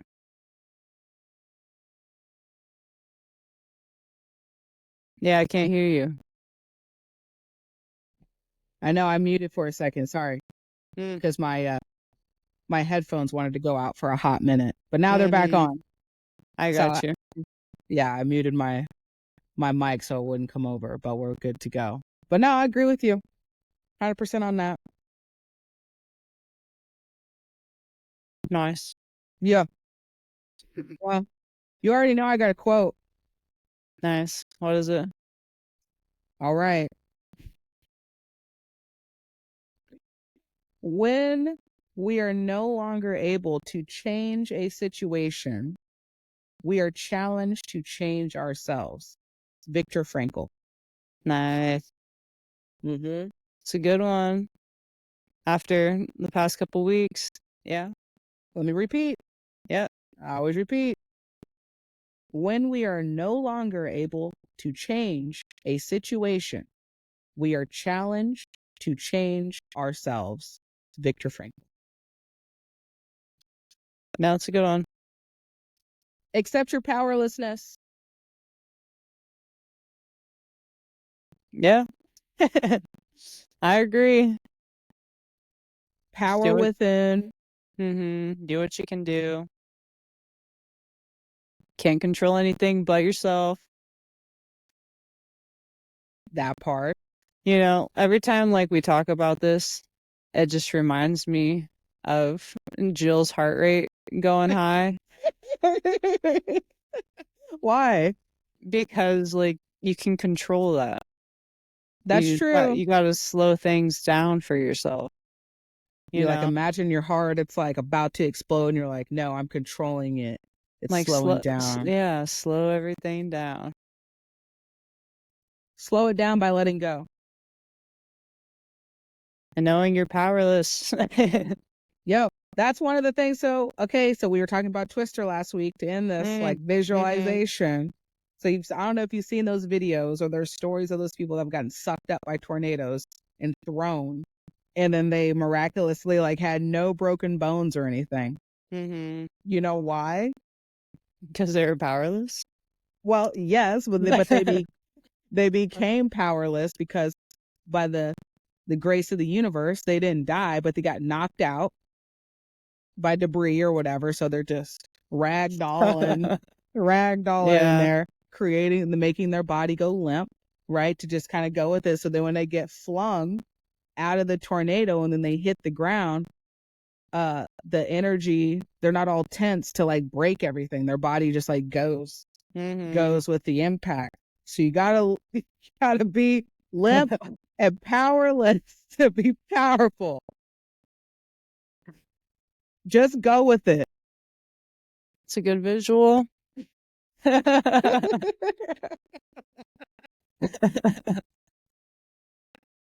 thought so.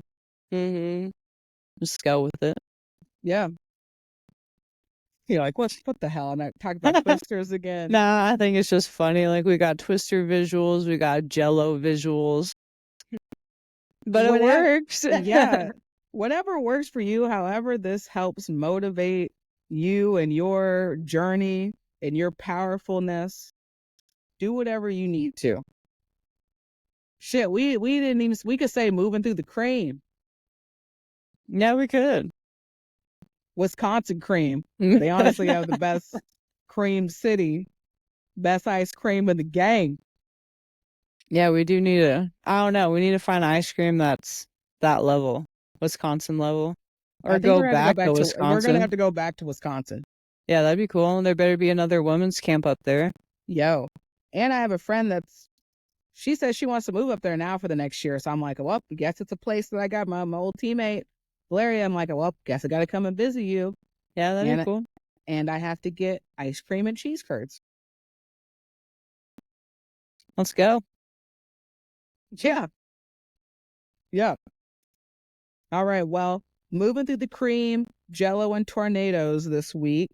What do you want your intention to be for this week going into? How are you going to summon your power until we see each other next time?